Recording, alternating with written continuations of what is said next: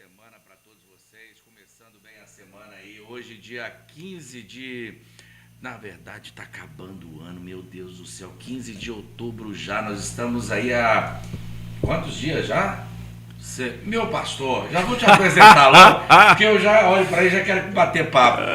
15 de... Rapaz, nós estamos há 70 dias do Natal. Exatamente. Que bom ter você aqui, meu Muito obrigado, eu que quero agradecer o carinho de sempre, o convite, e sou muito grato a Deus, né, por essa oportunidade que Deus está dando. E eu acho que toda porta que se abre para a gente falar da verdade do Evangelho, ela é sempre bem-vinda. Então, muito obrigado aí pelo carinho de sempre. Inclusive, você já esteve conosco logo quando nós começamos, e aí, batendo um papo contigo, eu falei assim, ô pastor, esse mundo tá virado de cabeça. Eu já quero começar já com polêmica, já que nós temos muita coisa para falar. Mas aí eu cheguei pro pastor e falei assim, como é que esse mundo vai estar daqui a 10 anos? Porque tá complicado. O que a gente tem visto, né, nessa última década, nesses últimos 15, 20 anos, vamos colocar nos últimos 20 anos, que eu acho que eles estão se proliferando, eu estou falando eles, você, para mim, você é o pastor do bem, você é um cara, por esse motivo que você está aqui, não é porque você é meu amigo, não, mas também porque é meu amigo, mas eu acho que você é um cara muito iluminado, um cara que tem realmente, né, Deus na sua alma, no seu coração, e te enviou para encaminhar muita gente, e isso é que é muito bom. Agora, tá tudo errado. Tem muita gente, está na Bíblia inclusive, né? Usando a casa de Deus para fazer negócio. Já quero começar já falando sobre isso. Rapaz, estão vendendo até gasolina ungida. Olha, na verdade, o que a gente está testemunhando, né? Jesus falou que um dos sinais da volta dele, entre vários sinais, a gente tem um capítulo 24 de Mateus que a gente chama de um sermão escatológico, né? A escatologia é o estudo dos últimos eventos, Sim, antes da segunda vinda de Cristo. Ele fala que por se multiplicar a iniquidade, o pecado, o amor de muitos esfriaria. Então, na verdade, nós estamos vivendo o quê? Uma inversão de valores. O apóstolo Paulo, quando ele escreve, né, na segunda carta de Timóteo, no capítulo 3, ele vai falar qual seria o perfil do cristão, ou sim, das pessoas, não é, nos últimos tempos. As pessoas seriam egoístas, avarentas, ingratas, profanas, mais amigas dos prazeres do que das coisas de Deus. Então, o que a gente percebe, Regis, é que a gente está vivendo um distanciamento muito rápido daquilo que é sagrado e da pessoa de Cristo. É como se a gente quisesse viver num mundo cristianizado sem Cristo. sim. Né? Então, o que a gente está presenciando é o que Jesus falou. Por se multiplicar o pecado e a iniquidade, o amor de muitos esfriaria. Nós percebemos que hoje, por exemplo, diante de um acidente, de alguma coisa parecida, antigamente as pessoas paravam para socorrer. Rapaz, hoje elas fazem live. Elas fazem vídeo de catástrofes. Sim. Você entendeu? Olha como é que nós estamos rasos em termos de sentimento. Percebendo aqui, o Marcelo está mandando um abraço para você e está dizendo... Charles é um homem abençoado de Deus. Boa noite, estou assistindo aqui. Um abraço para você, Marcelo. E se você quiser, obviamente, participar e quiser fazer qualquer pergunta para o pastor Charles Smith, até brinquei outro dia, mas Charles Smith está aqui para falar. Por favor, prossiga. Agora, deixa eu entrar numa... Eu fico atropelando. Essas pessoas não têm assim... Como é que eu vou colocar para ver se dá para entender bem? Será que essas pessoas que fazem isso, de repente, acham que vão para o céu? Acham que estão fazendo certo? A verdade é o seguinte, Jesus falou que nem todo que diz Senhor, Senhor entrará no reino dos céus. Sim. Né? Então, o que Deus está sempre atento, Regis? Qual é a motivação que te leva até a presença dele? Sim. A Bíblia conta da história de 10 leprosos. O que levou esses leprosos até Cristo? Eles queriam cura. Okay. A questão deles era resolver um problema, porque a lepra naquele tempo, ela também era um banimento da sociedade. Então, na verdade, você quando era um leproso, você ficava afastado de todo mundo. Então, o leproso não tinha vida. Quando ele entrava numa aldeia, por exemplo, que ele era leproso, segundo a lei, ele tinha que gritar, né, para que os outros ouvissem e não se aproximassem dele. Então, na verdade, o que os 10 foram procurar? Né? Foram procurar a cura. Só um voltou para agradecer. Então, a gente também está vivendo um tempo, e aí eu tenho liberdade para falar sobre isso, dos anos 2000 para cá, nós temos um movimento chamado movimento da confissão positiva. Sim. O que a gente conhece aí no nosso meio como a teologia da prosperidade. Então, na verdade, o que as pessoas estão procurando? Muitas vezes elas se achegam até Deus porque elas estão querendo um casamento, porque elas estão querendo comprar uma casa, porque elas estão querendo um carro. As pessoas ainda querem negociar com Deus? Sim. Então, porque, te cortando de novo, oh meu Deus, me ajuda a arrumar um amor ou comprar um carro que eu vou pagar uma penitência. Desculpa o que eu vou falar aqui, eu devo estar falando um sacrément muito grande. Deus está cagando para o cara que está querendo negociar com ele quer fazer o bem, ele é amor, mas não precisa negociar com Deus. Eu estou falando bobagem? E a Bíblia diz que sacrificar é mais fácil que obedecer. Então é mais fácil eu pagar uma penitência do que eu dizer não para aquilo que eu quero. Sim. Porque Jesus falou que para ser um discípulo dele só tem duas condições: negar a si mesmo e levar a sua cruz. Né? Então a gente está vivendo esse tempo, esse movimento da teologia da prosperidade transformou a igreja, Regis, num Sim. balcão de negócios. Então o que nós estamos presenciando agora é outro sinal da volta de Cristo. Sim. Né? Os falsos profetas. Paulo fala sobre a apostasia, que a apostasia também seria uma outra evidência do retorno de Jesus. O que é apostasia? É o abandono consciente da fé. Ok. Nós achamos que apostasia é sinal de igreja vazia, de templos vazios, e não é. Apostasia, geralmente, ela resulta em quê? Em templos cheios, com falsos mestres, falsas doutrinas e falsos convertidos. Então, nós temos uma massa de pessoas que estão recebendo um evangelho que não é o evangelho verdadeiro. Mas o que leva essas pessoas, na verdade, a lotarem, inclusive, templos? E a gente vê ali, eu estava vendo um vídeo de um pastor, ele no final até falando em inglês, né? Show me the money, money come, tipo, traga o dinheiro que você vai ter prosperidade. Será que essas pessoas não têm que tem, eu estou te falando isso, porque tem amigos, pô, cara, tá errado aquilo ali. E o que acontece com a cabeça dessas pessoas? É uma lavagem cerebral ou o quê? Mas ignorância? Antigamente, eu acreditava que essas pessoas eram vítimas, mas, na verdade, o capitalismo é feito da lei da oferta e da procura. Sim. Se eu não sou honesto no meu propósito de procurar a Cristo como um Senhor e Salvador, vai acontecer isso. Eu vou encontrar pessoas que vão me apresentar um falso evangelho. Porque o evangelho que está sendo apresentado hoje, Regis, nem sempre é o evangelho verdadeiro. O que a gente tem é um toma lá da cá. Né? Vem para cá, faz uma campanha, 7 semanas, traz uma oferta, você está entendendo? Que você vai alcançar o que você quer. Uhum. Mas vamos lembrar que isso aqui sempre aconteceu. Ele já está se enganando e fala, pô, achei um lugar que todo mundo está se enganando e a gente acha que vai... Não é? Eu até trouxe aqui... Vai para o céu.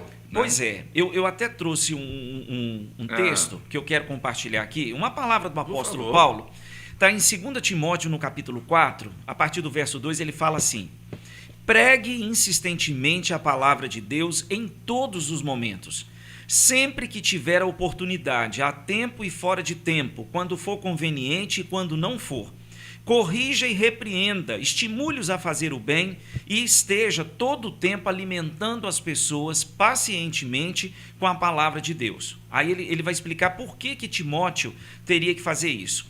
Porque chegará uma época quando as pessoas não suportarão a sã doutrina, não suportarão a verdade, mas andarão de um lado para o outro procurando mestres que lhes digam exatamente aquilo que desejam ouvir. Sim. Elas se recusarão a ouvir aquilo que as Escrituras dizem, mas seguirão suas próprias ideias desorientadas.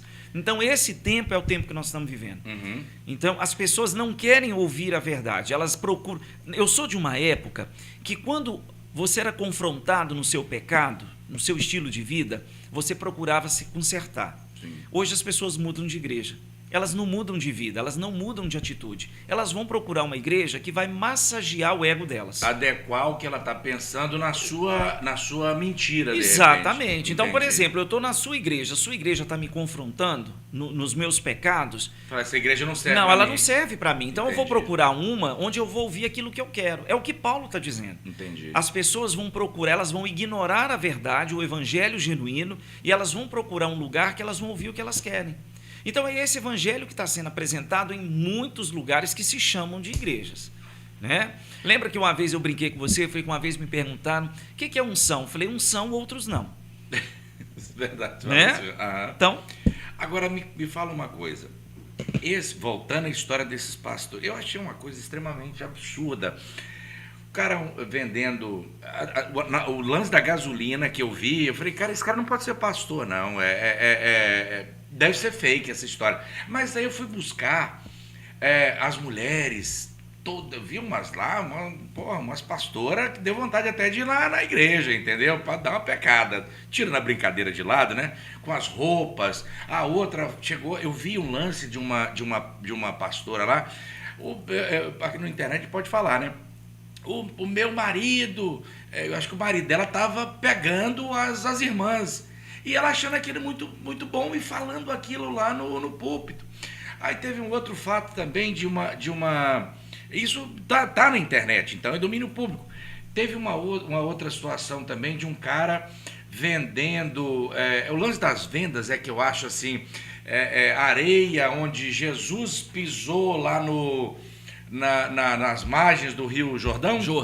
Isso, olha, Jesus passou, tudo bem, areia pode ser de lá, que eu não acredito, deve ser de Arraial do Cabo, talvez, mas enfim, a questão Terra do Monte Sinai. Aí, pô, é muito subjetivo. Assim, Jesus andou pelo Rio Jordão, mas o cara vai trazer toneladas de areia e vai vender, porque o que vai mudar aquilo? Não é exatamente por onde Jesus passou, né, ou pisou, e sim as suas ações. Quer dizer, está muito destoado, está muito inverso a percepção do que é certo e do que é errado. E além, claro, da questão do dinheiro em si, não? E aí a gente tem que entrar também no que a gente chama de sincretismo religioso. As pessoas são místicas, né? Eu costumo dizer na igreja que nós somos idólatras por natureza. Às vezes as pessoas acham que idolatrar é só um objeto. E não é. Tem gente que idolatra o corpo, tem gente que idolatra o filho, tem gente que idolatra o marido, a esposa, o dinheiro, não é? Então, o que acontece? Essas pessoas que usam do falso evangelho, né, elas vão explorar esse lado místico. Então, elas vão atribuir poder a objetos. Entendi. Infelizmente, nós estamos vendo lenço ungido, terra do Monte Sinai, rosa, né? Verdade. E é uma porção de coisas. Mas o meu consolo nessa história toda é porque a Bíblia diz que aqueles que enganam também serão enganados, vão Sim. de mal a pior. Né? Porque, na verdade, o que está sendo apresentado não é algo que realmente transforma e liberta. Né? Então, muitas vezes as pessoas vão ali, eu quero esse lenço para poder levar para minha casa que tem alguém pra doente. Se sentir bem mesmo. Exatamente. Assim. Mas, veja bem, Cristo veio para abrir o caminho para nós. Entendi. Você tem livre acesso a Deus por intermédio de Cristo. Eu creio que pode acontecer, às vezes, de você, num momento que você está enfrentando uma enfermidade ou um problema, de alguém ungir uma água, e na sua oração, na sua simplicidade, na sua fé, você vai pedir e aquilo vai gerar um efeito. Sim. Mas veja bem, não é a água. Não é a água que tem poder, né? É a sua fé em Cristo. Está entendendo? Então, eu acho que o que nós estamos vivendo hoje é um mundo muito místico. Entendi. As pessoas, elas querem amuletos. Elas não querem ter um compromisso com Cristo. Elas querem objetos que vão trazer para ela algum tipo de alívio. Entendi. Né? E esses pastores que para mim não são pastores, estão fazendo mais ali um stand-up e uma comédia. Porque isso o povo acha engraçado. O cara tá ali, de repente, e o cara tá falando um monte de bobagem, é engraçado, legal, esse pastor é bacana, não sei o que, ele é legal. Beleza, você usar em determinados momentos, né, numa pregação, eu acho legal. Agora, você usar da comédia, usar das palavras sobrepostas ali, meio engraçadas, ou usar determinados termos, porque eu fui criado, você sabe muito bem, você conhece a dona Geralda que está nos assistindo nesse momento, eu fui criado na igreja, e a igreja é um lugar solene, até a roupa, Você não precisa colocar um terno e gravata, até porque nós vivemos num país tropical, mas coloca uma boa roupa, uma roupa apresentável. Eu não acho que. Eu vejo às vezes as pessoas de bermuda, isso aí já é uma coisa minha. Você está ali indo para a casa de Deus. Você está ali indo falar com Deus. Você não vai falar com o seu patrão de bermuda, de chinelo e de boné. E nem vai para uma audiência. E não vai para uma audiência, para um juiz. Vestido também. de qualquer então, maneira. Você vai para falar com Deus, você vai se comunicar com Deus, e a gente se comunica em qualquer lugar, mas você está aí na casa dele. Então, você tem que colocar uma roupa melhor, tá bem e tal. Beleza, isso é um ponto.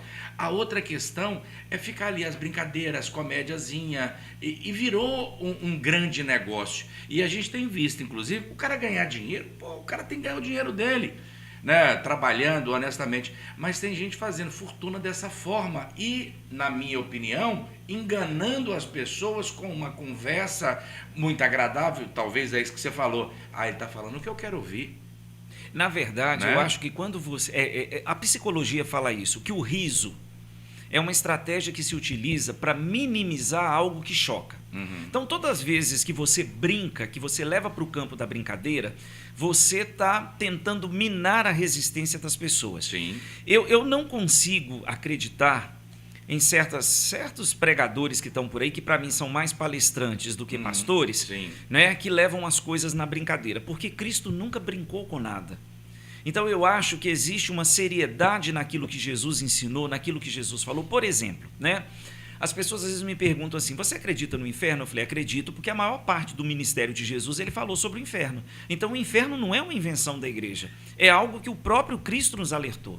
Então, quando eu vejo a pessoa brincar, porque foi lá, encontrou com fulano no inferno, e o diabo brincou, eu falei, não, o diabo não brinca, a Bíblia diz que ele veio matar, roubar e destruir. Ele é o maior inimigo da nossa alma. Entendi. Então, quando você brinca com um pecado, que você quer ironizar, que você quer levar isso para um campo mais suave, você está tirando a seriedade de coisas que Cristo falou e nos ensinou.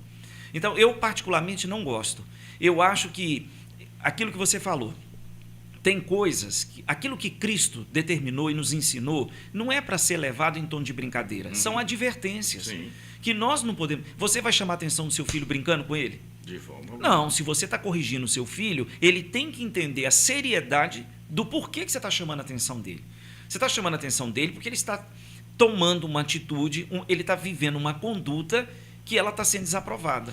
Você acha que, de repente, hoje a gente está vivendo, e aí entra a televisão, entra a internet, entra os meios de comunicação de uma forma geral, romantizando o diabo, romantizando o errado, romantizando... Glamorizando o pecado. Eu estou te falando É isso isso porque aí. eu acompanhei, inclusive, acho que eu comentei com você, acompanhei um seriado, até no momento eu falei, eu quero ver, eu tenho meu posicionamento e nada vai me tirar. Se o diabo chegar aqui e falar assim, você vai ser dono da metade do mundo, eu falei, obrigado, vá com o demônio que eu vou ficar com Deus. Enfim, mas eu queria entender um pouco daquele ali. Quando eu entendi um seriado, me lembra aí, o Ranier, o cara que, o demônio que veio tirar umas férias no como é que chama? Ô, gente, ele cara ajuda uma polícia... Lúcifer, exatamente. Lúcifer, exatamente. Lúcifer. Aí, eu falei, deixa eu entender o que é isso. Muito bem, eu entendi. No momento que eu vi que também virou uma dança louca aquilo ali, que era Adão, Eva, o irmão dele, né, teoricamente, que ficou no céu, ficou uma confusão danada. Mas aí eu comecei a entender que estavam glamorizando o diabo. Eu falei, peraí, isso é um negócio muito perigoso. Na verdade, o que o seriado faz? Ele desconstrói quem Lúcifer se tornou. Porque quando ele é Lúcifer, ele ainda está no céu, é um anjo, é um querubim, Sim. ungido que tem luz. Que era Portador de luz. O nome Lúcifer significa isso. Sim. Quando ele se volta contra Deus, ele se torna o diabo. Uhum. Né? Qual é o problema do seriado? Tratar o diabo como se ele fosse um ser humano, com emoções, Entendi. com sentimentos. O diabo é a essência da maldade. Não tem nada de bom E nele. muitos o seguiram, né? Exatamente. Os anjos caídos, né? Um terço. Você imagina, a Bíblia diz que foram criados milhares de anjos. A gente não sabe a quantidade Olha exata, você ver. mas um terço, se ele conseguiu enganar um terço dos anjos, o que ele não é capaz de fazer com essa vamos colocar, com essa indústria cultural que nós temos hoje. Entendi. Que tudo é permissível, Sim. tudo é aceitável, tudo é banal. O sexo, o dinheiro, a luxúria e tudo que a gente vê aí. Inclusive, tentando, destruir a própria família, porque Deus criou. Também não vou entrar em questão de gênero, não é isso. Mas Deus criou ali o homem, a mulher, para procriar, e enfim. Mas eu acho que tentam desconstruir muito a família, tentam destruir a família. Vamos ver uma coisa que está acontecendo? Por exemplo, o movimento feminista. Ah. Eu acho que as mulheres lutarem por melhores condições de trabalho e de salário não tem nada de errado. Uhum. Porque a gente está falando aqui de competência. Sim. Isso é um fato isolado. O que o feminismo fez? Ele se apropriou dessa causa das mulheres e demonizou os homens. Entendi. Então, o que nós estamos enfrentando agora? A desconstrução do papel do homem. Então, tudo é direito da mulher. Tudo é em defesa da mulher. Isso é perverso porque, ao desconstruir o homem, é uma estratégia para desconstruir a imagem de Deus como pai. Está entendendo? Entendi. Embora existam muitos homens que, infelizmente, não são homens o suficiente para arcarem com as suas responsabilidades, e a gente entende que as mulheres ficam sobrecarregadas, mas o papel da mulher é um, o papel do homem é outro. Então, existe uma concepção masculina e feminina pautada naquilo que Deus nos ensinou.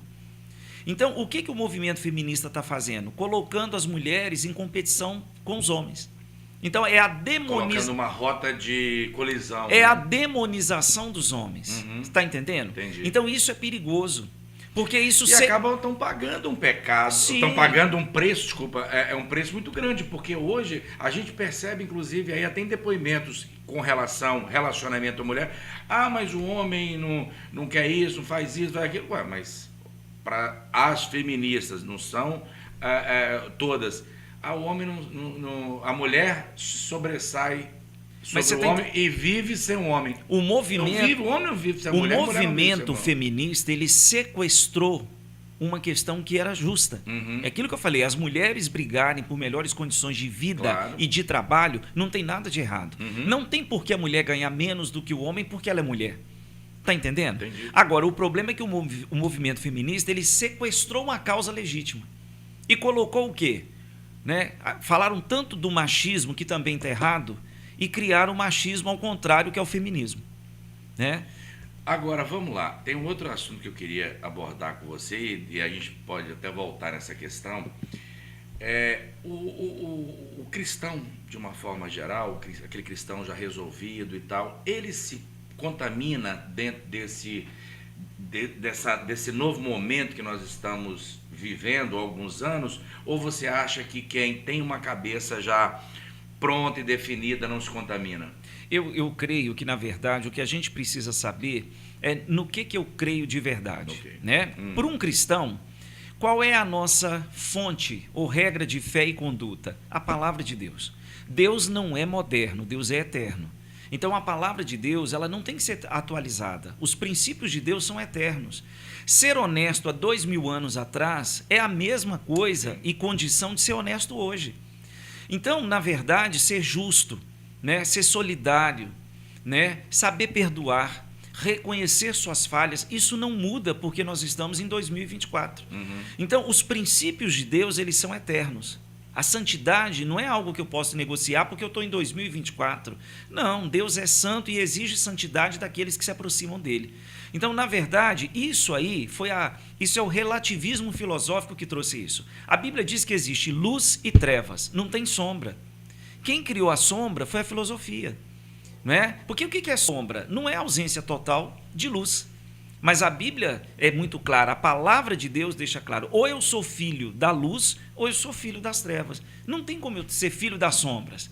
Então, nós estamos vivendo um momento agora que, na verdade, ao longo da história sempre se repetiu. Né? Os meus valores são inegociáveis. Eu sou um cristão. Eu não posso ser um cristão que quero agradar todo mundo, até porque Jesus falou uma coisa, em Mateus 5, ele fala isso no verso 11, que bem-aventurados são aqueles que forem enganados, perseguidos, caluniados, maltratados e forem vítimas de todo tipo de mentira que é dita sobre eles por causa do amor que eles têm ao nome de Cristo. Então, ser cristão aceitar um convite para você ser perseguido, caluniado, difamado, incompreendido, perseguido. Né? Paulo repete isso. Ele diz que aqueles que querem viver uma vida piedosa em Cristo Jesus, o que é uma vida piedosa? Temor a Deus. Todos que querem viver uma vida de temor a Deus serão perseguidos. 2 Timóteo 3,12. Não tem como escapar disso. E as pessoas estão... Como é que você vê isso? E aí eu quero até entrar na seara da questão dos jovens, porque o mundo pertence aos jovens. A gente vai envelhecer, nós vamos morrer, e aí vem as gerações e tudo mais. Eu quero ficar eternamente, quero viver para sempre. Mas, enfim, como é que você vê os jovens hoje? Eles estão procurando a Deus, estão procurando, independente se é católico, evangélico, enfim. Como é que você vê isso? E aí, com que cabeça que eles estão entrando agora nesse...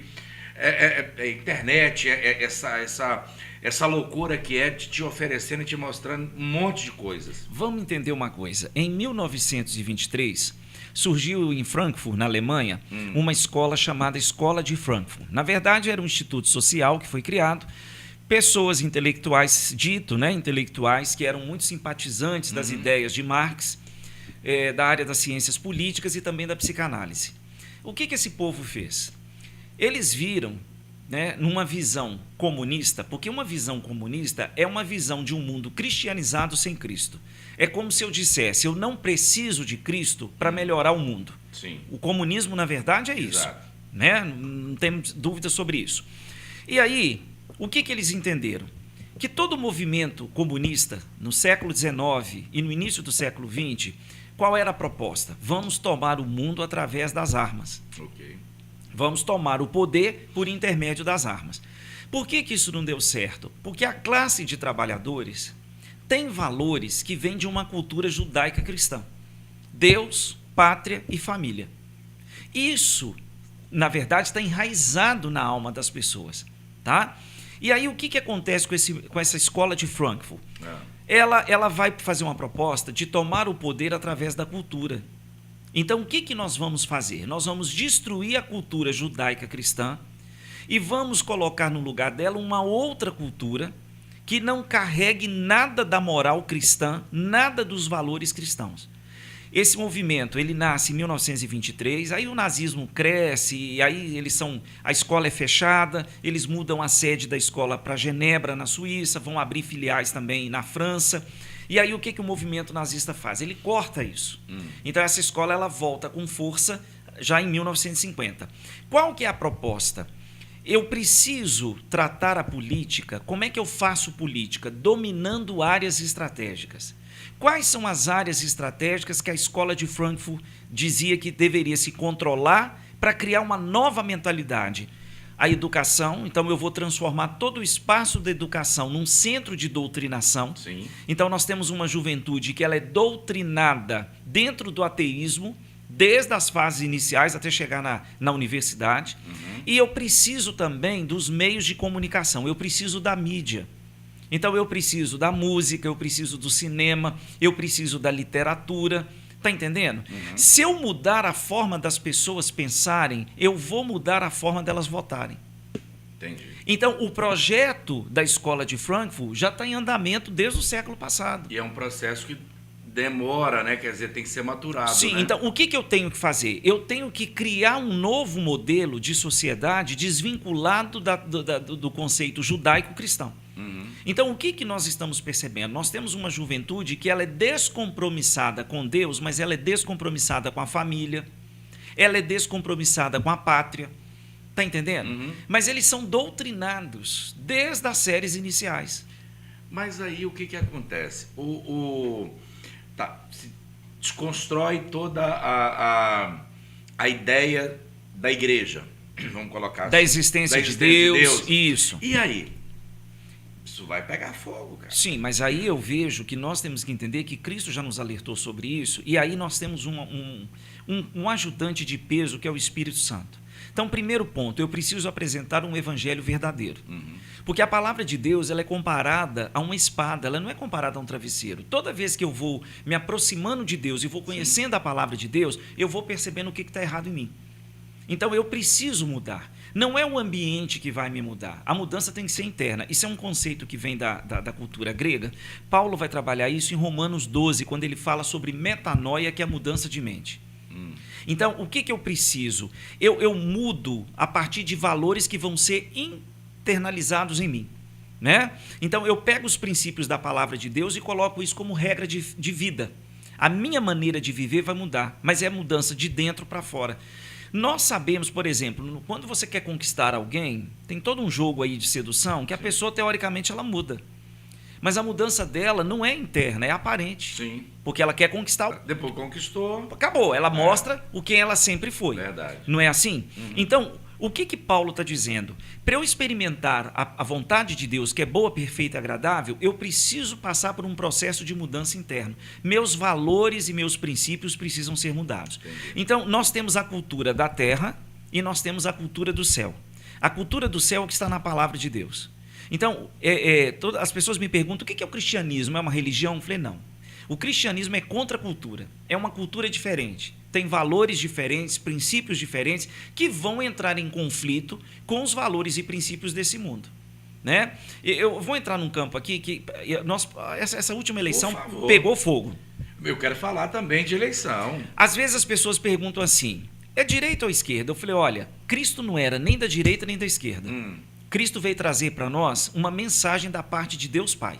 São novos valores. Né? Porque o que acontece? Às vezes as pessoas me perguntam assim, por que você não vota na esquerda? Eu falei, porque a esquerda ela defende pautas que são contrárias àquilo que a palavra de Deus ensina. Então, por exemplo, o conceito de família para a esquerda é diferente do conceito de família que a palavra de Deus traz. Verdade. A ideia de gênero para a esquerda é diferente daquilo que a palavra de Deus fala. A esquerda, aborto. Sim, a esquerda defende o aborto. O que a Bíblia fala sobre isso? A Bíblia diz que você já é considerado uma pessoa no ato da concepção. Sim. Então, quando o espermatozoide Eu fecunda trouxe o uma óvulo... especialista que ela trouxe, inclusive, não foi isso? Desde o primeiro momento até a criança já gerada, né? Quer dizer, já tem uma vida ali, então, do ponto de vista de Deus, você já é um ser no ato da fecundação. Não tem que ter semanas de gestação. Então, o Salmo 139 reforça bem essa ideia que a gente está falando aqui. Então, o que eu acho que tem que ficar claro? O aborto, um cristão, ele nunca vai ser favorável ao aborto. Sim. Né? Eu não entendo por que nós não melhoramos o processo de adoção. Uma pessoa engravidou e ela não quer cuidar dessa criança, então ela gere essa criança e entregue para adoção. Tem tanta gente que quer, né? Sim, que cuidar, inclusive. Mas não é muito mais fácil a gente desburocratizar o processo de adoção do que você... Criminalizar, né? Sim, do que você, né, tratar o ser humano como se ele fosse algo descartável. Objeto, né? Porque quem defende isso nasceu, teve o direito de nascer. Então, a esquerda ela vai defender pautas que são totalmente contrárias à palavra de Deus. Calou a boca, na verdade, de uma pessoa que defende o aborto, um tempo atrás, e eu achei aquilo incrível. Quando perguntaram para ela, eu sou a favor do aborto. Tá, quando a sua mãe engravidou de você, se ela tivesse abortado, você não estaria aqui. É uma reflexão que a pessoa faz. Pô, é mesmo, hein? Mas você está entendendo? Quando acontece com a gente, dói mais, né? Mas o que eu quero deixar claro aqui? A esquerda, eu não voto na esquerda porque ela defende tudo que a palavra de Deus condena. Isso é fato. Mas isso não significa que a direita é santa e é pura. Né? Porque a gente hoje nós estamos numa polarização. Verdade. Que ou é direita ou é esquerda. Eu falei, não, Cristo não era nem da direita nem da esquerda. Eu quero que isso continue aí. Acabou a eleição, uma semana atrás acabou. Como que você vê os cristãos de uma forma geral, seja o pastor, o padre, o bispo, sei lá o quê, dentro da política, usando inclusive o nome lá, pastor fulano, padre fulano, enfim. Vou dar minha opinião. O Estado não é laico e não tem que, de repente, teria que ser, né? E não teria que ter essas distinções, que na verdade no Brasil eu não acredito que hoje tem distinção de nada, tá tudo misturado, né? Eu acho perigoso quando a gente transforma o púlpito da igreja num palanque político. Eu tenho 22 anos que eu cuido de um rebanho na nossa igreja. Qual é o meu papel como pastor? Eu sempre oriento, conheça, além do candidato, o partido ao qual o candidato está ligado. Porque a vaga não é do candidato, a vaga é do partido. Então, se eu quero dar o meu voto, porque dar o meu voto, na verdade, é assinar embaixo da proposta de alguém. O que eu tenho que procurar? Conhecer o partido. E hoje nós estamos na era da informação, é muito mais fácil você entrar no site do partido e saber o que o partido acredita. Eu acho que não dá para ser pastor e político. Ou sou pastor ou sou político. Eu acho que o meu compromisso com cuidar das necessidades do meu rebanho são maiores do que as responsabilidades que eu teria como alguém que ocupa um cargo público. Então, eu acredito que o padre e o pastor, se eles querem seguir nessa carreira política, então eles têm que abrir mão do chamado deles. Tá? Agora, um membro da igreja não tem problema. Se você pertence à nossa igreja, ou a igreja que você congrega, mas você é um cara do bem, você é uma pessoa consciente, você tem vontade de servir a população, eu te dou todo o apoio para você se candidatar. Eu não concordo com o pastor e o padre ocupar um cargo ou uma função política, porque o nosso chamado não combina com isso. Então, eu acho imoral e indecente você fazer campanha política usando pastor fulano, padre e tal. O pastor e o cara estão ganhando grana. Isso aí não vamos ser hipócritas ao ponto, né, que o que tem de pastor, tem de padre, estou falando de uma forma geral, com dinheiro que entra de alguma forma, a gente sabe disso. Inclusive, recentemente a gente viu aí, tinha um pastor que estava lá, Bolsonaro, você é o melhor homem do mundo. No outro dia chama o cara de um monte de nome. Então, assim, muda-se de acordo com, na minha opinião, com quem está oferecendo mais. Mas aí virou um negócio. Pois é, mas isso porque nós estamos nessa questão da direita e da esquerda, aí eu quero voltar nisso, que a esquerda, fato, todos nós conhecemos, né? Por exemplo, a direita defende o liberalismo. Ok, eu também acho que o liberalismo é muito melhor do que uma sociedade comunista. Você ter a iniciativa privada, você ter a livre concorrência, né? Mas qual é o problema que eu vejo, vamos colocar da direita, tá? Você tem um rico que vai ficando cada vez mais rico, explorando os mais pobres. A Bíblia também condena isso. Porque a Bíblia diz que eu não posso juntar. No caixão, você já viu alguém ir para o caixão e levar alguma coisa? Não. Então, o seu enriquecimento prejudicando os outros e você não dividindo com o próximo, isso é pecado à luz da Bíblia. Né? Aí você fala assim, o pessoal da esquerda fala assim, não, mas nós estamos aqui para poder ajudar os pobres. A esquerda nunca quis tirar do rico para dar para o pobre, ela quer empobrecer todo mundo. Ela quer que todo mundo se torne independente do Estado. Sim. Quer ter todo mundo na mão. Então, na verdade, é insustentável essa ideologia. Porque quando a gente fala de esquerda e direita, nós estamos falando de ideologia partidária. Está entendendo? E qual é a ideologia do cristão? O que está escrito na palavra de Deus. Então, hoje está difícil para você poder escolher, porque, na verdade, se a esquerda foi demonizada, eu acho que a direita também não é tão santa e pura como querem vender. As duas estão longe e distante daquilo que a palavra de Deus defende. Mas eu tenho que escolher alguma coisa que se aproxime daquilo que eu acredito. Né?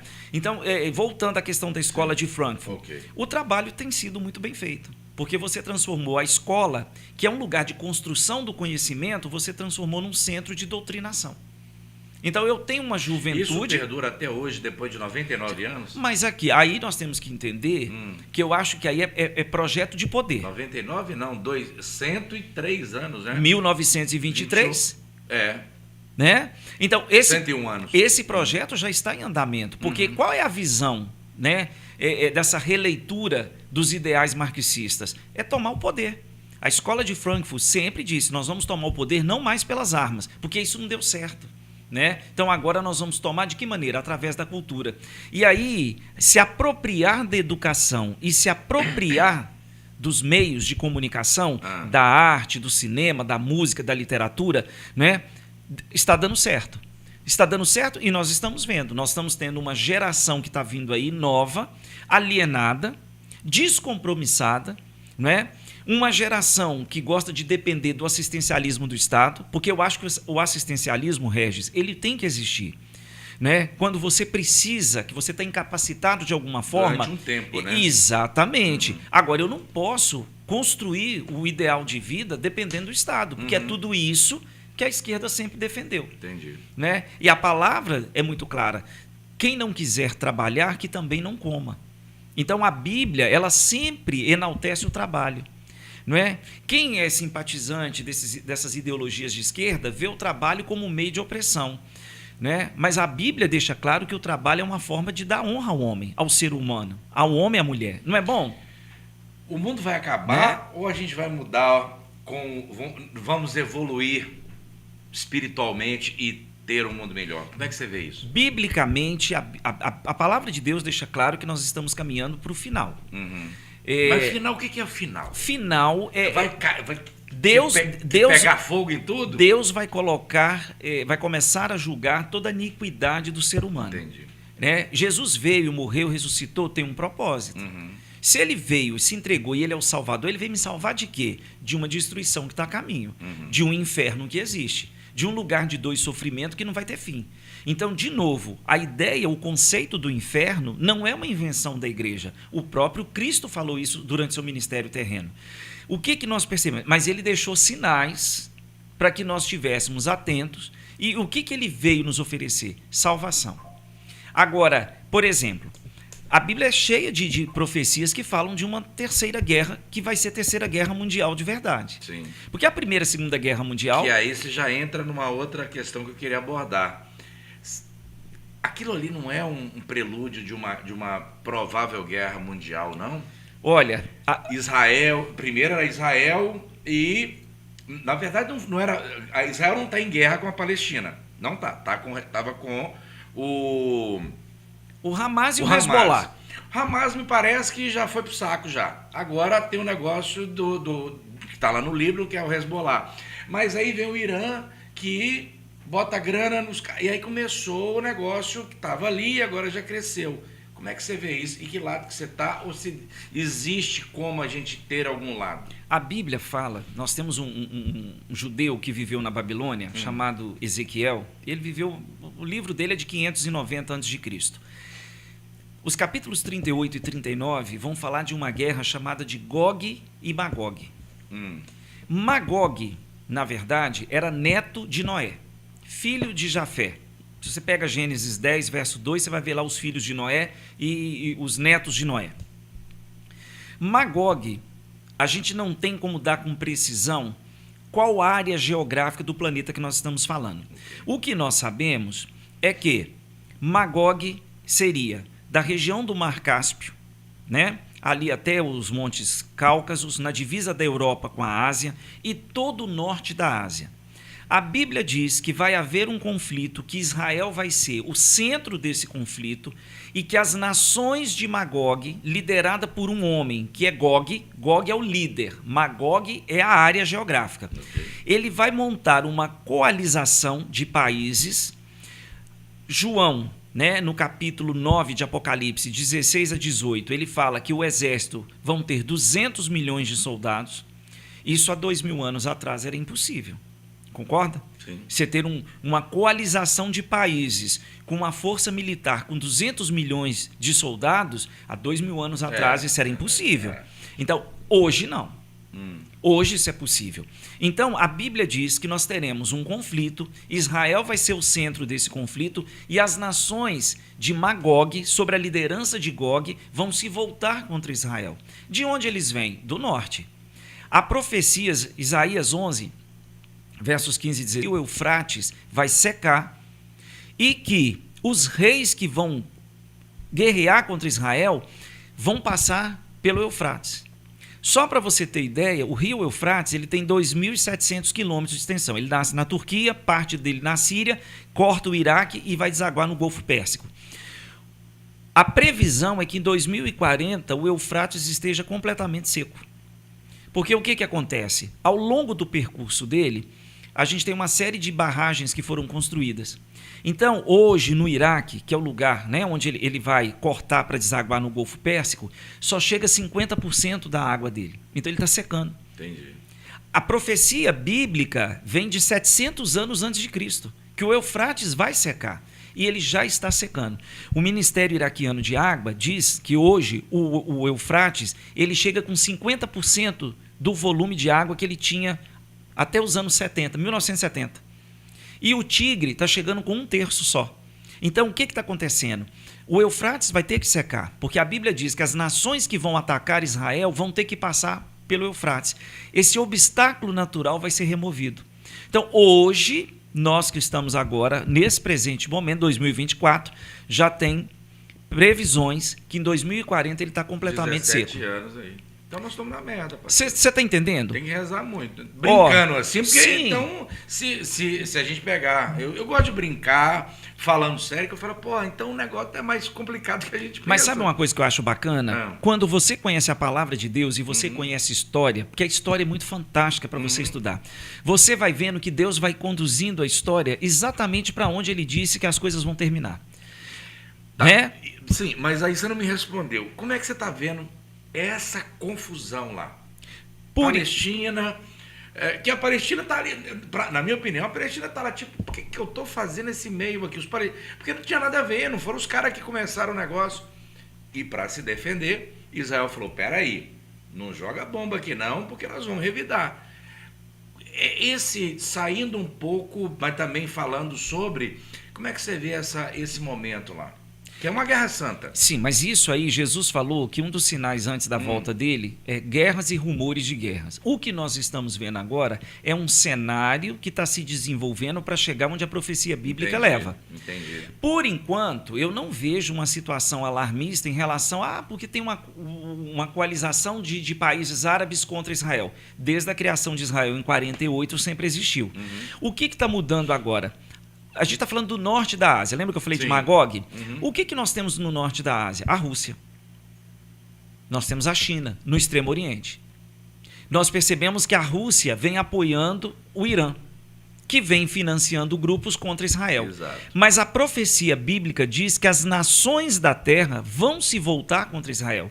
Historicamente, quem sempre defendeu Israel? Os Estados Unidos. Os Estados Unidos estão atolados de problemas internos que vocês estão vendo aí. Né? Agora apoiou novamente aí, mas institucionalmente, né? Não... Mas o que a gente percebe? Que ao longo da história, os Estados Unidos está perdendo o lugar que ele sempre ocupou no século passado. Porque no século passado, os Estados Unidos eram uma potência. Nós estamos vendo que a China está crescendo. Né? Então, a profecia bíblica, eu não sei te dizer quais países, mas a profecia diz que os países do norte da Ásia e dessa região, na divisa da Europa, com a Ásia, região entre o Mar Negro, o Mar Cáspio, a região do Cáucaso, esses povos vão declarar guerra abertamente a Israel. Então isso aí é o relógio de Deus que está correndo. Muita gente vai falar, poxa, mas você acredita mesmo nisso? Acredito. Acredito porque ao longo da história, vários eventos profetizados na Bíblia aconteceram. Então, na verdade, o fato de eu crer ou não crer não vai impedir que o relógio de Deus continue correndo. Entendi. Os próprios cientistas já estão falando sobre isso, né? Que a Terra está girando mais rápido. Verdade. Você deve ter acompanhado Sim, isso. sim. Né? Eles estão dizendo. E Jesus falou que os dias que antecedem a vinda dele seriam abreviados. Você está notando que o dia parece que não tem mais 24 horas? Verdade. Os dias estão correndo. O tempo de Deus não é nosso tempo. Sim. Tem isso também, né? Não é? Porque, na verdade, a gente precisa estar atento a isso. Então, eu acredito que nós vamos ter uma terceira guerra mundial. O centro vai ser Israel. O que a gente está vendo agora é só o começo. Né? Porque a Bíblia diz que... Vai piorar, então? Com certeza. Eu não tenho dúvida disso. Né? Porque isso aí está cumprindo o que está escrito. Quem não tiver Deus no coração e seguir o seu caminho, vai o evangelho, pro ralo, né? O evangelho está sendo pregado. Cristo veio a esse mundo. O problema hoje, Regis, é que nós temos o Cristo das Sagradas Escrituras e um Cristo que está sendo apresentado fora das Sagradas Escrituras. É o Cristo das religiões, é o Cristo que está na concepção filosófica, não o Cristo que nos é apresentado na Bíblia.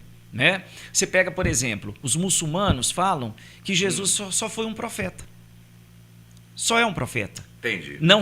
Eles acreditam, por exemplo, que Cristo não é o Filho de Deus, porque eles acreditam que Deus não pode assumir a forma humana. Que é o profeta... Ele é o profeta que teve a revelação final, porque o islamismo vem do século VI depois de Cristo. Então, é como se Cristo trouxesse parte da revelação e Maomé trouxe a revelação completa. Final. Tá? Aí você pega, por exemplo, no campo filosófico, ou as religiões orientais, quem é Cristo? Um ser iluminado. Não, Cristo não é um ser iluminado, ele é a luz do próprio mundo. Então, a concepção da Bíblia cristã é uma. Das religiões, do movimento filosófico, das crenças orientais, é outra. Então, o que a gente vê é que o mundo tenta melhorar sem Cristo. Não vai haver melhora sem Cristo. Sim. É só com Cristo que as coisas têm possibilidade de Não melhorar. o que a gente falou no nosso início, que a gente já está indo para o nosso finalzinho, nós temos mais 3 minutos aí, é aquela história, né? Não podemos nos enganar achando que a gente tá aqui. O brasileiro tem muito isso. Estou enganando que eu estou na igreja. Não vai se enganando, porque vai ficar enganado, vai ficar para trás. Volto naquilo que o próprio Jesus falou. Ah. Nem todo que diz Senhor, Senhor entrará no reino dos céus. Então, o que é mais importante? Primeiro... Agora, só para terminar, não é muito difícil hoje em dia, a gente vai estender mais um pouquinho, não é muito difícil ser cristão, não, porque, cara, é muita tentação, é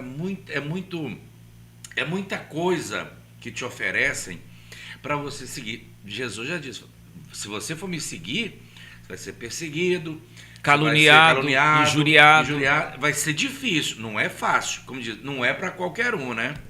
Pois é, mas aí entra o grande desafio. Sem cruz não existe uma eternidade com ele. Uhum. Então leve a sua cruz, porque é no final que você vai trocá-la pela coroa da vida eterna. É o que a palavra ensina. Eu posso concordar com a Bíblia? Posso, e posso discordar. Mas independente de eu discordar da Bíblia, eu vou ser julgado de acordo com aquilo que Deus estabeleceu. Então o parâmetro de Deus ninguém mexe. Deus não pergunta para você, Regis, você acha que eu devo fazer isso? Ele já deixou claro o que ele vai fazer. Uhum. Então ele me convida a aceitá-lo, aceitar a palavra dele e mudar meu estilo de vida. O que nós temos que fazer é isso, Regis. A igreja, ela pode mudar o seu vocabulário, ela pode mudar o seu guarda-roupa, mas o seu coração é só Deus que pode mudar, se você permitir. Eu acho que nós vivemos muito no mundo das aparências, né?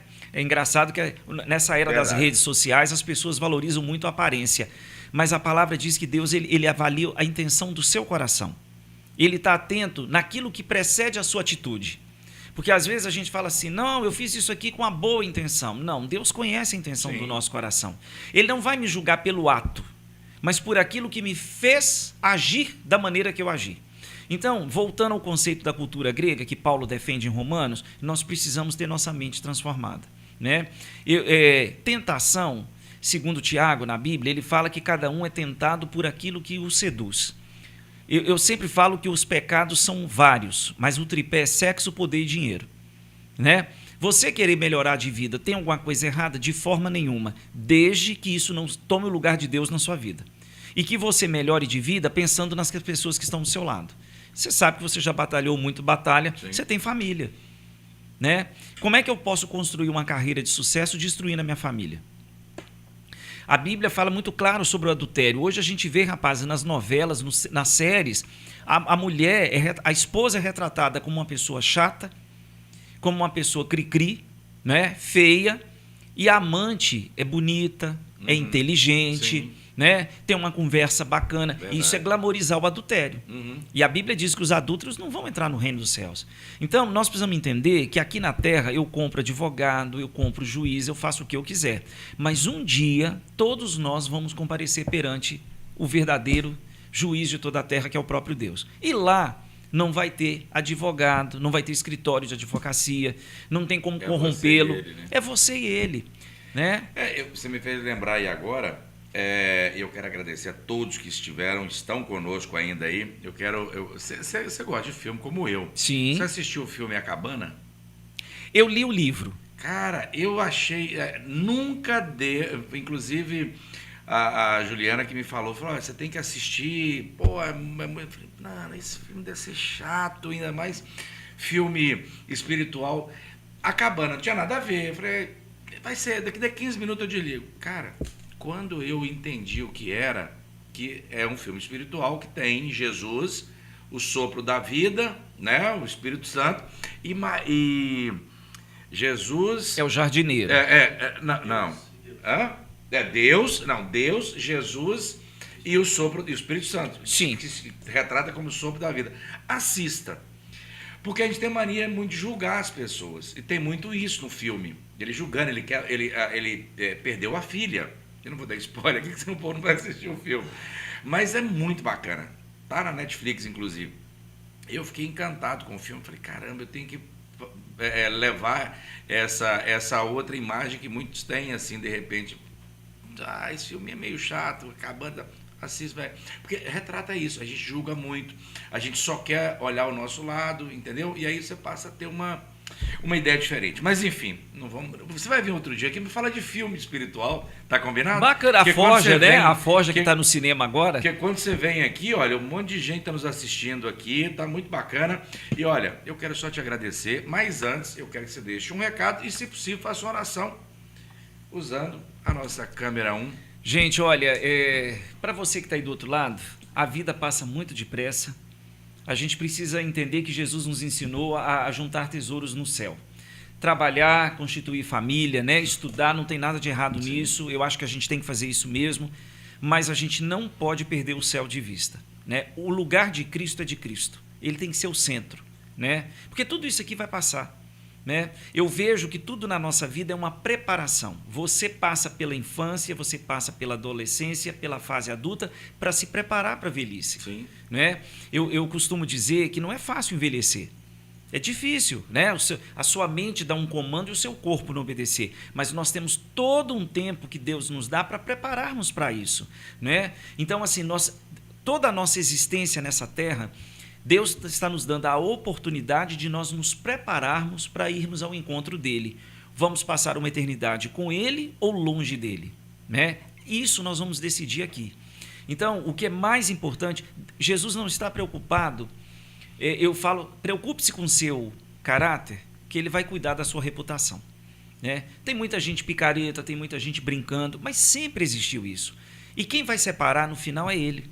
Então ele sabe quem é o verdadeiro adorador, quem é o verdadeiro servo, quem é o verdadeiro pastor, quem é o falso, qual é o verdadeiro evangelho que tem que ser pregado, qual é o evangelho falsificado, né? Então, para quem está aí do outro lado, conheça Cristo, o Cristo da palavra de Deus, o Cristo das Escrituras. A Bíblia está aí, não é à toa, né? Conheça a Deus.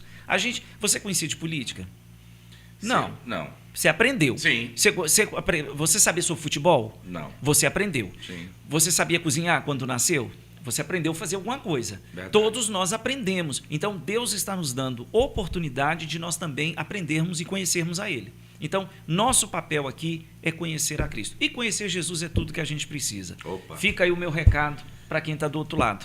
E o Marcelo está mandando novamente uma mensagem que eu vou ler a dele para a gente encerrar. Inclusive, deixa as suas redes aí, o Instagram. Quem quiser, inclusive, visitá-lo lá na Batista Rua 16, Shalom, na 16, Rua 14, só falo 16. a Rua da Creche da Ilha, né? Aham. Número 1130. Nós temos cultos toda quarta-feira, às 19h30, e domingo, 9 da manhã, e domingo à noite, às 19h30. Instagram? Instagram, igreja.shalom.ilha. Tá saindo aqui, não tá? E O meu, Charles Smith, 3935, e a gente tem um canal no YouTube, Pastor Charles Smith, Igreja Batista Shalom. Se inscreva lá e dá uma força pra gente que nós estamos precisando. Opa! Vamos divulgar o que é bom, meu povo. É isso. Marcelo tá mandando um abraço novamente. A palavra Abração de Deus e com ele uma vasta sabedoria em pessoa. Parabéns. Tá mandando um abraço aqui. Marcelão, um abraço para você, viu? Deus te abençoe. Pecador, viu? Todos nós somos. Ainda bem, pastor, que eu tenho amigo pastor como você para me ajudar. É porque eu tô pecando demais, viu? Os meus pecados são pequenos, tô brincando. Mas você sabe que Deus tem uma obra na sua vida, né? Sei. Você é conhecedor disso, você sabe. Então, é só dizer, Senhor, eis-me aqui e eu quero viver o que o Senhor tem para mim. E o resto é com Ele. Dá só o primeiro passo. Amém. Né? Olha, quero te agradecer, obrigado mesmo pela aula. Foi uma aula que você nos trouxe aqui, aula de história, de cultura, de cristianismo, de tudo. Eu acho que nós falamos de tudo e eu acho que quem esteve conosco, se você gostou, inclusive, dá aquele joinha, né? Tipo, olha, pô, gostei. Compartilhe com um amigo, com seu tio, com seus amigos. É legal a gente trazer sempre notícias, sempre um bom papo, sempre informações para vocês. Eu sempre falo isso aqui porque sempre vão sentar nessa cadeira ou nas cadeiras quando vem mais de um, né? Que eventualmente vem mais de uma pessoa. A gente ter esses bons papos. Eu digo bons papos porque ficar falando um monte de bobagem, um monte de balela, a gente ficaria aqui falando uma hora também. Eu vou fazer isso, que às vezes tem que coçar também. Mas, na sua grande maioria, eu vou trazer gente que realmente tem o que falar para você trazer de informação e de uma boa mensagem. E está aqui meu pastor, Charles Smith. Obrigado por você ter vindo. Só vou deixar um conselho. A gente foi chamado para inspirar. Né? A palavra de Deus, ela nos inspira. O Espírito Santo foi enviado com esse objetivo. Então, você que está aí do outro lado, seja um canal de inspiração. É muito bom a gente poder inspirar os outros para fazer o que é agradável aos olhos de Deus. Né? Tem muita gente levando para o lado contrário. Mas a gente pode ser um promotor do bem. Do bem, né? A gente pode inspirar e trazer as pessoas mais próximos de Deus. É isso aí. Grande abraço a todos, viu? E obrigado aí pelo carinho. Obrigado e volte mais vezes. Voltarei, se Deus quiser. Como eu disse, você que está aí, esteve conosco ao longo aí dessa 1 hora e 1 minuto, né? Nós estamos aí há 1 hora já, batendo um papo. Foi um papo super gostoso, gostaria de ficar mais, mas ele vai voltar mais vezes. Compartilhe com seus amigos, compartilhe com a sua família, né? Dá aquele joinha. Se inscreva no canal também, não é um canal que a gente monetariza, a gente quer realmente ter essa conexão com todos vocês. E no mais, é só agradecer pelo carinho, agradecer pela audiência, por ter estado conosco aí até agora. Já são 9h30 da noite, numa segunda-feira, dia 15 de outubro. Eu quero ganhar presente esse ano, hein, pastor? Tô brincando, né, gente? Mas se quiser mandar também, a gente não acha ruim, não. No mais, é só agradecer. Muito obrigado por ter estado conosco. Me queira bem, porque não custa nada. E a gente se fala no nosso próximo encontro amanhã, aqui no podcast Top TV, com mais convidados especiais. Um abraço e até lá. Tchau.